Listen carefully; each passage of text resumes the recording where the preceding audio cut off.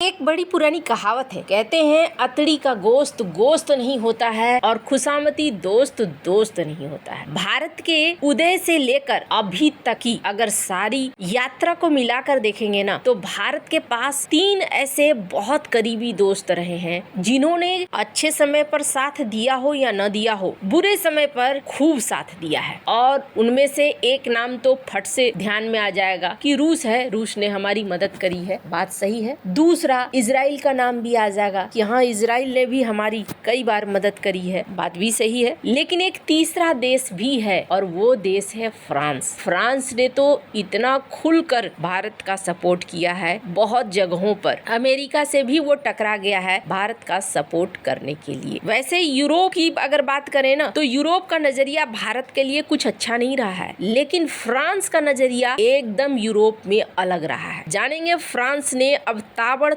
भारत को ऑर्डर क्या दिया है और क्यों ये बहुत ज्यादा खास बन जा रहा है। जियोपॉलिटिक्स में बहुत कुछ चल रहा है, हमेशा की तरह जानने को मिलेगा बहुत कुछ। आइए जानते हैं इन खबरों को विस्तार से। 1962 के भारत चीन युद्ध के बाद न पश्चिमी देशों ने भारत पर ही हथियार का प्रतिबंध लगा दिया था। भारत ने उस वक्त हाथ पांव मारना शुरू कर दिया था कि हमारी मदद करो, और इस वक्त फ्रांस ने पहला बड़ा कदम उठाया था। 1968 में फ्रांस की दसॉल्ट एविएशन ने भारत को मिराज विमानों की आपूर्ति शुरू कर दी थी, जो बाद में मिराज 2000 में अपग्रेड हुए। 1985 में 49 मिराज 2000 की डील हुई, जिसकी कीमत $2.5 बिलियन की थी, और ये डील 100% ट्रांसफर ऑफ टेक्नोलॉजी के साथ थी, जिसने भारत को स्वदेशी लड़ाकू विमान निर्माण सिखलाया। जब बाकी देश पीछे हट रहे थे, तब फ्रांस ने भारत के साथ ये डील करी थी। उसके बाद ये भी देखने को मिला कि स्कॉर्पियन क्लास की सबमरीन प्रोजेक्ट भारत और फ्रांस के बीच साल 2005 में $3 बिलियन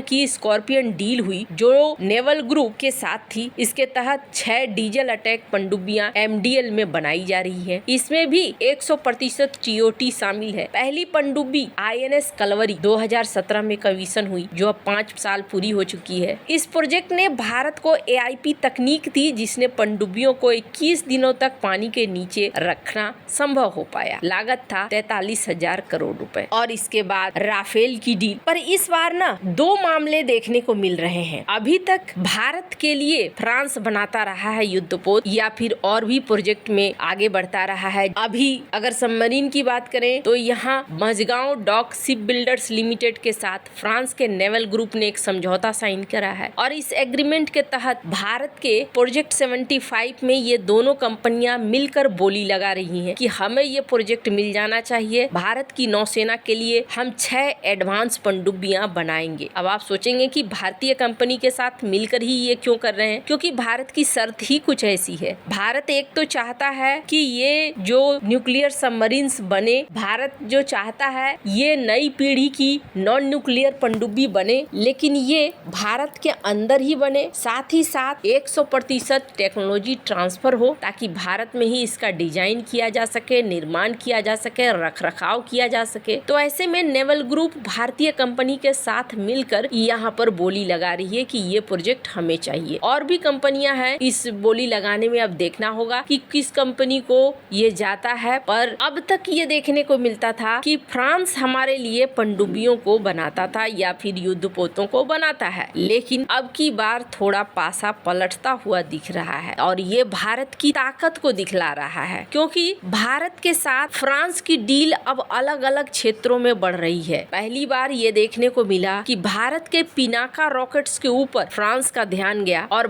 फ्रांस भारत से पिनाका रॉकेट खरीदना चाहता है। इसके अलावे अभी फ्रांस ने एक बड़ा ऑर्डर दिया है $300 मिलियन का, यानी कि करीब 2500 करोड़ रुपए का ये सौदा है, और ये पहली बार है जब किसी इतने बड़े मेन लाइन ऑपरेटर ने भारत को ऑर्डर दिया है। दरअसल फ्रांस की दिग्गज कंपनी है जिसे लगभग सभी जानते हैं, CMA CGM। ये वो कंपनी है जिसे दुनिया भर में जाना जाता है कंटेनर शिप के लिए। इन्होंने भारत के कोचिन शिपयार्ड के साथ लगभग $300 मिलियन का सौदा किया है। ये पहली बार है, जैसा मैंने कहा, कि कोई दुनिया की मुख्य लाइन ऑपरेटर ने भारत को ऑर्डर दिया हो, और इन्होंने भारत में कंटेनर जहाजों का निर्माण करवाने के लिए ऑर्डर दिया है। इससे क्या बनेगा, इस डील डील के तहत 6 छोटे छोटे LNG संचालित कंटेनर जहाज बनाए जाएंगे और ये पर्यावरण के अनुकूल होंगे। ये सौदा न सिर्फ भारत फ्रांस के रिलेशन को बढ़ा रहा है बल्कि मेक इन इंडिया और आत्मनिर्भर भारत की तरफ भी ले जा रहा है। क्या क्या होना है इस सौदे के अनुसार? तो इस सौदे के अनुसार सबसे पहले तो पीएम मोदी और फ्रांस के राष्ट्रपति इमैनुअल मैक्रोन की जो कई बार बातचीत होती है, दोनों मिलते हैं, यहाँ पर बिजनेस को लेकर भी खूब बातचीत होती है और यही चीज देखने को भी मिला। कुल $300 मिलियन